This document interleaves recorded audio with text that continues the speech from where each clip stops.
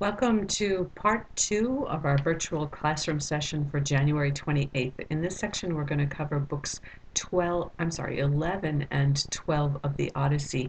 You may remember that the last time we were together live and in person, we didn't get to book 11. So I want to go back and pick that up to make sure that you have all of the story straight and that it all makes sense to you. You may remember that we last left our story, seems like a long time ago, with Circe. Remember that strange spelling of her name? And the place where she lives is called Iea. So Circe had told Odysseus that he would not be able to get home on his own. That clearly something was wrong. There's some reason why he was sent back to Aeolia.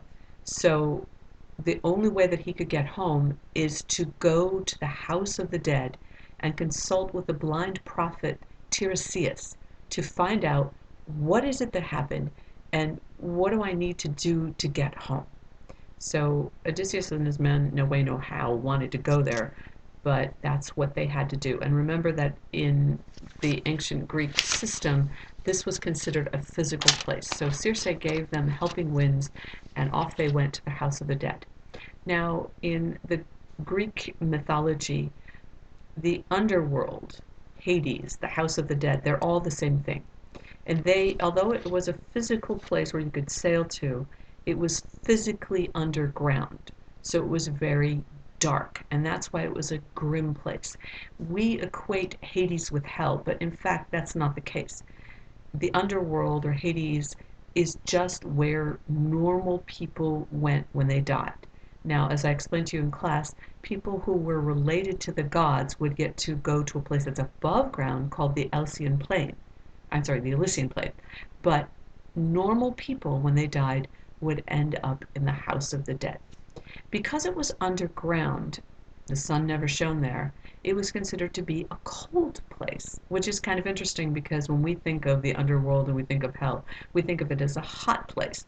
That could be because we know that the center of the earth is very hot, and also because our spirituality somehow centers around this smoky, dark place where people are tortured by fire. Although I'm not really sure that that's biblical. But anyway, so just to show you the contrast, that we think of hell as a really hot place, and the ancient Greeks thought of it as a really cold place. So Circe gave some instructions. She told Odysseus what he would have to do in order to get dead people to come and talk to him. And they were kind of strange things. He had to dig a trench, and into the trench he had to pour milk, honey, wine, water, then cover it with barley. And then there had to be sacrificial blood. So when Odysseus went to carry this out, he sacrificed a ram and a black ewe, as in EWE, as in female sheep. So the ram would be a male and the female was a black sheep. So the contrast there. And poured that blood as well into the trench. So it sounds like a pretty goopy mess. But the dead people apparently had to come and drink from this stuff before they would talk to him. I just point out it's sort of interesting correlation. Among the things that he had to put into the trench were milk and honey. And when we get to Exodus, when they begin to talk about the promised land, the land that God promised them, God describes it as a land flowing with milk and honey. So isn't that interesting that both of these ancient religions equate milk and honey with something that's highly desirable? Anyway, so he says prayers, and the first of the dead people to appear to him is someone who's very familiar to him, one of his former soldiers, a guy named Elpenor. Now, Elpenor was with Odysseus when he was with Circe over in Aea, but they all left pretty quickly. And what they do in that part of the world when it's really hot at night is they sometimes sleep on the roof. You have to understand that the roofs in that part of the world are not pitched, they're flat roofs. So at night, when it's real hot inside, sleeping up on the roof, you would get the breezes and it's much more comfortable. Well, because they left in a hurry, come on guys, we're getting on the ships. Elpenor was asleep and he woke up. He forgot where he was. He forgot that he was up on the roof. So he starts walking towards the ship, not realizing that he's up high, falls off the building, and that's how he dies. But Odysseus committed a grave error in not burying him. He did not prepare his body for burial and didn't give him burial. So Elpenor, when he sees Odysseus, says, listen, you need to go bury me properly. You didn't do right by me, and I worked for you. And if you don't do it, the gods might get angry because you didn't do your duty, and the gods might prevent you from getting home. So you better do it, Buster. And Odysseus says, okay, you're right. I promise I will go back and do this. So this now shows us that Odysseus is going to make his own journey a little bit longer because he's got to go back to Aeaea. Next, Odysseus meets the object of his desire, Tiresias, who is the blind prophet that Circe told him he needed to talk to. So Odysseus says, so, how am I going to get home? And Tiresias says, no matter what you do, it's not going to be an easy journey. And here's why. You have hacked off Poseidon. That Cyclops that you blinded and that you bragged about, that's Poseidon's son. So you're in bad odor with him. And no matter how you try, you're not going to get an easy journey because he controls the seas. So yeah, you can try, but it's going to be tough. And let me tell you something else. As you're journeying, you're going to come across the island of the sun god, whose name is Helios. Here it is. And the sun god has these cattle. Now, I know this sounds weird, but the sun god never had any children of his own. And these cattle are not like, meat to be eaten. They're his pets. And more importantly, they're like children to him. They are precious to him. This may sound odd to you, but the cattle are immortal. They are the cattle of a god, after all. They're immortal, but they also can't breed. So there will never be any replacement babies. However many he has, that's how many he has. They are immortal, but they can be killed, unlike gods and goddesses. These cattle can be slaughtered. So the blind poet says, listen, when you get there, you're going to be out of food and your men are going to be really hungry. And they're going to see these cattle and they're going to want to kill them. But if they kill them, the sun god is going to be really angry. And he's going to make sure that that one last ship that you have is destroyed. They will all be killed. If you make it out, Mr. Odysseus, you might, perhaps, maybe if you're lucky, make it home. But if you make it home, it will be as a broken man and on somebody else's ship. You're not going to make it home on your own ship if your men eat this cattle. So be careful and make sure that you prevent your men from eating these cattle. So that's a pretty stern warning. Odysseus also asked the blind prophet, he said, a little while ago I saw my mom, but she wouldn't talk to me. What's the deal? And the blind poet says, listen, they have to drink that stuff that you poured in the trench. So let your mom come back and let her drink that stuff, and then she'll talk to you. So mom comes back, and she is talking to him about what's been going on since he was gone. And interestingly, here's what she says. This is in Book 11, lines 211 through 213. Telemachus still holds your great estates in peace. He attends the public banquets shared with all. The feasts a man of justice should enjoy, for every lord invites him. Interestingly, she doesn't mention that there's trouble going on back home. She tells him that Penelope's fine and that Telemachus is fine and he's enjoying these great banquets. This tells us something important about ancient Greek beliefs about people who died. They believed that your knowledge of Earth and of what's going on at Earth ends when you die. So you only have whatever information you had with you at the time you died. Now, Mom lived with Dad on a farm far away from the castle. So she probably also was not very well informed of what was going on. These banquets she's talking about might well be the suitors invading their home and carrying off these banquets. And she's heard it a little bit differently. So she's not fully informed, and she doesn't know that Telemachus has gone off on his journey. She doesn't know that the suitors are harassing Penelope. She doesn't know that the suitors are plotting to kill Telemachus. She's blind to all of that because none of that happened while she was alive. She also tells Odysseus about his father.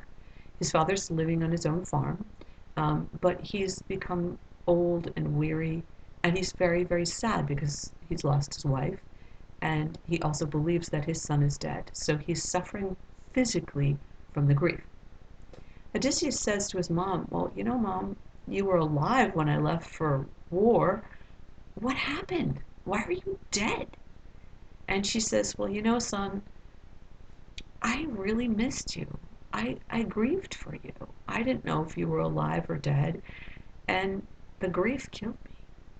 So now we have Odysseus who's been weeping about all the men who died, who were very close to him, the men he fought with.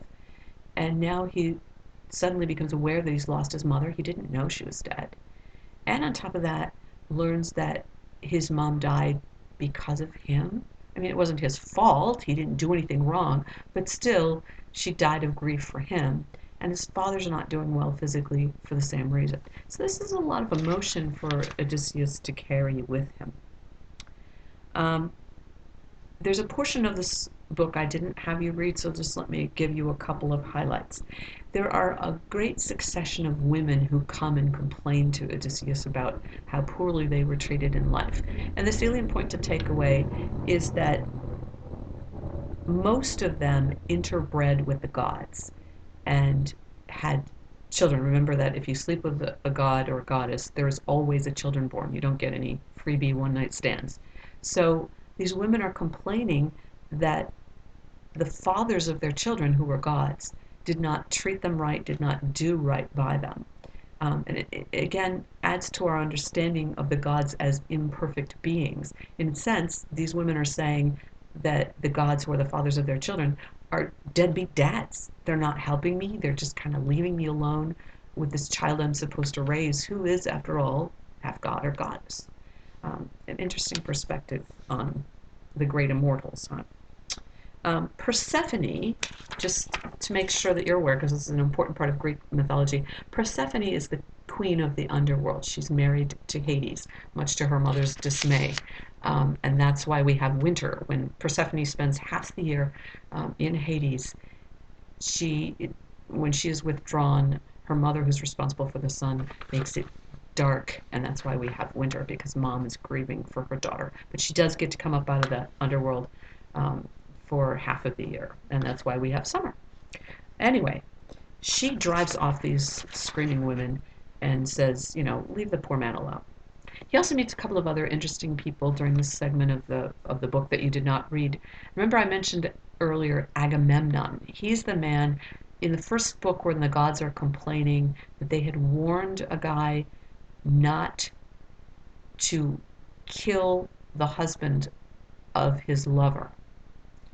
This is the man who was killed by the lover and by his own wife. So he was in Troy with Odysseus. After this long 10-year war, he comes home and his wife and her lover kill him. So he ends up in Hades as well. Not because he's done anything wrong, but again, he's immortal and he ends up in the house of the dead. And not surprisingly, he says, never trust a woman. Achilles, you might know that name, great warrior.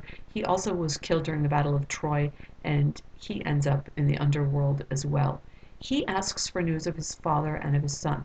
So that again shows us that people living in the afterlife have no view of the earth. They have no way to know what's going on. Very different from our own belief system, where we believe that the dead are able to see us, know what we're up to. Don't pick your nose, grandma's watching. They're aware of what's going on, but in the ancient Greek belief, once you died, all knowledge of this world went away. So when a mortal comes, this is the only chance they have to find out what's going on with their loved ones back home. So they're still capable of love. It's not like hell, where it's a place of hatred. They're still capable of love, and they still care about their families. They're just not able to see them or do anything to help them. There is another character who's kind of interesting. Ajax is a person you might have heard of. He also was very important in the War of Troy. When Achilles was killed, Achilles had this magnificent suit of armor. He was a great warrior from a very prominent family, so he was obviously well attired. So when he died, everybody wanted his armor. Odysseus and Ajax fought over Achilles' armor. They had a contest, and Odysseus won, so he got the suit of armor. Ajax was so embarrassed by the loss that someone was a greater warrior than he that he killed himself, and that's how he ends up at the House of the Dead. And he's obviously very angry with Odysseus and won't talk to him. Anyway, back to the portion of the story that I had you read at the very end. We come across a character who's very famous in Greek mythology, and this is Minos. Minos is the character who decides what part of the underworld that you live in. He also shows up in Dante's Inferno, where he decides which layer of hell. But in this case, we're in the underworld that isn't necessarily all punishment. So when the dead come, they come across the river Styx on a boat. Minos is the one who is like the Judge Judy. I stole that from an online video. I like it though. He's sort of the Judge Judy who decides what your sentence is and where in Hades you're going to end up. So I just wanted you to read about him because he's very, very famous. You then saw a series of punishments. Titus, whose name is spelled a little bit oddly, he is being punished because he ran off with one of Zeus's lovers. Now, you might remember that Zeus does have a wife, but Zeus also had many, many lovers, one of whom was a woman named Leta, I'm sorry. So Titus' punishment, he is lying on the ground and he's stretched over 9 acres. I can't even imagine that. I can't visually imagine a body stretched over 9 acres. And there are 2 vultures eating his liver, and this goes on for eternity. So it goes to show us that there are some people in Hades who are being punished, though not everyone. So this was his eternal punishment. Then there's another guy named Tantalus, and he is the person from whom we get the word tantalizing. Here's why. He's standing in a pool of water that's all the way up to his neck, and he's very thirsty. But every time that he bends his head trying to drink from the water goes down and disappears. So he is condemned to forever be thirsty. As if that's not enough, there are branches with fruit that are swaying above him. And this fruit is real tasty, and it's also juicy, so it could help with his thirst. So every time he reaches up and tries to grab that fruit, the wind blows the branches away, and he could never get the fruit. And this goes on for all eternity. So that's where we get the word tantalizing, the idea that something is very attractive, very tempting, and that you really want it, but you either can't or shouldn't have it. Then there's a character I compare myself to a lot. Sisyphus. Sisyphus is that poor soul who has to push a boulder up a hill. I don't know why, but that's his punishment. So he's got this giant rock, and he pushes and pushes and pushes it, and when he gets it to the top of the hill, it rolls back down and he has to start all over again for all of eternity. I don't know what he's done to deserve this, but that's his punishment. There's a sort of problem, scholastically speaking, with what how Homer depicts this. Homer has a guy who in our text is called Heracles. You might also know him by his Roman name, Hercules, appearing in this portion of the text. Now, Hercules, or Heracles, is the only human who was made a god. So he's supposed to live on Mount Olympus. Homer gives him a kind of weird treatment. In our text, he refers to him, the man, being on Mount Olympus, but that his spirit is in the underworld. And scholars have never been able to really make sense of that, because if he was made a god, his spirit and his body should not have been separated. There were times during his life when he was sent down into Hades. One of the tasks that he was given was to bring back one of the guard dogs from the underworld. So you might think that he's just down visiting, but when Odysseus encounters him, he turns around and goes back into the House of the Dead. So scholars have puzzled over this for a long time, and there's no really good understanding of why that happens in this text. And now we turn to book 12, which is the beginning of your homework assignment for Wednesday. You might remember that, as I just said a little while ago, Elpenor had complained that he needed to be buried properly. So Odysseus and his crew have to go all the way back to Aea and Circe's island and bury Elpenor. Circe, of course, is very glad to see her old lover Odysseus. She makes a nice feast for them. And then she takes him aside and warns him about some of the dangers that they're going to be facing on the next portion of their journey. She warns him again about the sun god's cattle. And she also gives him instructions about how to deal with some of the next encounters that we're going to talk about. So the next encounter is with the sirens, and you've probably heard that expression, the siren song, a very tempting, beautiful song. So the sirens are women who are mythical, immortal women, but they're not very nice women. They want to kill sailors. So they sit up on these rocks that are next to a strait. So it's a very narrow body of water.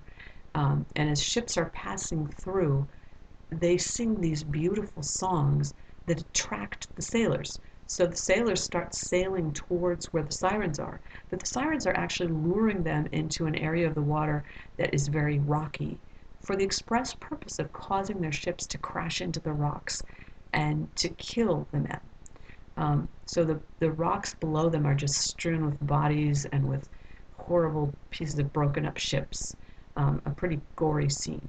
So Circe tells Odysseus that if you don't prevent yourself and your crew, this is how you're going to end up. So she gives him the instruction to put beeswax, to soften up the beeswax and put it into the ears of his men as they're rowing so that they can't hear the sirens. But Circe says, listen, this is a once in a lifetime chance for you. There's nothing more beautiful from an auditory standpoint. You really need to hear this, Odysseus. So a lot of people make fun of him and say that he's selfish, but actually he does it because Circe tells him to do it. But he's got to prevent himself from giving the men orders to to turn the ships towards the rocks. So what he does is he has them tie him to the mast so that he can't move, and layer upon layer of rope so that he can't get away and he can't gesture and can't indicate to them that they should be going towards these rocks. Now they have beeswax in their ears, so if he's shouting, turn towards the rocks or turn towards the sound, they can't hear the orders that he's giving. And he says to them, if by any chance you hear me giving you orders, just come put more ropes around me and shut me up. So that's what he does, and they are able to avoid this particular temptation. This is the only one of the temptations that they face that they don't actually succumb to. In one way or another, either Odysseus or his men fall to all of the other temptations in our book. The next thing that we face is a challenge. It's not a temptation, but it's really a test of leadership. Odysseus has to pass through a very narrow passage. Again, this would be like a straits. And if you look on the map, you'll be able to see it, where there is an island to one side and an island to the other. So there's a very narrow body of water in between, and he has to pass through there on his way home. On one side is a creature named Scylla, and she has 6 heads, all of which are very hungry. So if he chooses to pass by on the side that's closest to her, each one of the 6 heads will reach into his boat and grab a man to eat. And randomly, he will not be able to control. It could even be him. And if he doesn't go fast enough, as soon as the heads finish eating their first man each, they'll reach back in and take another 6. So this is not someone you'd really want to come near. The other choice might not be a good one either. If he goes towards the other side of the straits, there's another creature called Charybdis. These are both women, by the way. Charybdis creates a whirlpool. And the way it works is the whirlpool spins the ship around really fast. If that in and of itself doesn't tear the ship apart, she drains the water underneath so that the ship drops very quickly and hits the bottom floor of the ocean. where it smashes. Imagine like an elevator where the ropes above have let go, the cable has let go, and the elevator goes slamming down really fast. It's the force of that fall that causes the elevator to crash and to kill everyone inside. So you can imagine a boat that goes slamming down into the bottom of the ocean very quickly. It would splinter apart and everybody on board would be killed. And as if that's not enough, then she refills the water with another whirlpool and spits them up again and down and up and on, down and up. So it's certain death if you come towards the Charybdis side, and you're going to lose at least 6, possibly more of your men if you go on the Scylla side. So what choice would you make? Really, it's not a very good choice, but the only logical and the only reasonable choice that any leader would make is this one. So indeed, Odysseus chooses Scylla. And you can think about that's one of the choices for the Blackboard discussion about what that might equate to in real life when we sometimes have to face some pretty ugly choices. Um, then they land on the land of the sun god, as predicted. Helios, remember him? Helios. He's the guy with the cattle. And Odysseus warns his crew, if you eat these cattle, you're going to end up dead. The sun god's going to be really mad. He's going to ask Zeus. This, by the way, is my cat, Fred. He's decided that he wants to be live on camera. Anyway, Odysseus warns them that if you eat these cattle, you're going to end up dead. So he makes them swear an oath that they won't touch the cattle. However, they're on the land for a very, very long time, and they run out of food. They had some food on their ships. The food runs out. They're trying to trap small animals, like maybe rabbits or squirrels or whatever, and they're trying to fish. But they're not able to garner enough food, to get enough food that way to feed themselves. And apparently the plant life isn't sufficient for their needs either. So they grow more and more hungry. The reason they're trapped there is that the winds have shifted and the wind is blowing against them. So even though they do have oars and they could row, the wind is too strong for them to row against. And obviously it's not going to take them off the island because it's pushing against them towards the island. So Odysseus goes inland to pray, to ask for help, to make sacrifice, to see if he can get some relief from the gods. While he's gone, his men kind of turn to each other and they go, you know what? We're starving to death. So, yeah, we're not supposed to eat the cattle, but look, if we don't eat the cattle, we're going to die. We're going to die of starvation. So, what's better to do? Stay here and just slowly die of starvation, or eat the cattle and take the chance that we're going to be killed. At least we're going to die slowly of starvation. So, what do you say, guys? And of course, they give in to the temptation. They do, however, offer a prayer to the sun god, so they're trying to appease the sun god, and they say, listen, if you let us get home, we'll build a really nice hall in your honor. We'll honor you for all our days if you let us get home, but we really have to eat your cattle. One of the funny things that happens in this scene, while they are roasting the cattle on the spit, they start mooing, even though they're dead. Kind of gross. But anyway. 7 days later, the winds do change and they put out to sea. And once they're on the open water, the sun god Helios has gone to Zeus and complained about them. So Zeus whacks them with a thunderbolt, and as predicted, the ship splits apart and everyone except Odysseus dies. Odysseus manages in this moment of frenzy to grab the mast and a piece of the ship and lashes them together with I don't know what, some piece of rope he finds. And so he makes himself like a little wind skiff, if you will. He's got this little, it's like a raft with a pole on it. So he's able to hold on. Charybdis, remember he's right there in the same vicinity where Scylla and Charybdis were. Charybdis sees him and swallows him into her whirlpool. So his raft is going down, down, down, down, down. As he's going down, he sees this fig tree that's kind of hanging over from the shoreline, and he grabs onto the fig tree, and then she eventually coughs up his raft, and he's able to go on his way. And after 10 more days, he lands on Ogygia, which is Calypso's island. So this brings us to the end of the flashback tale that he's telling to the Phaeacians, where he's with King Alcinous and the Phaeacians. You might remember Nausicaa had rescued him. So this is the end of the tale that he's telling about how he got to be there. And that's the end of book 11. So that ends this segment. And please come back for part 3, where we'll talk about the next 2 books.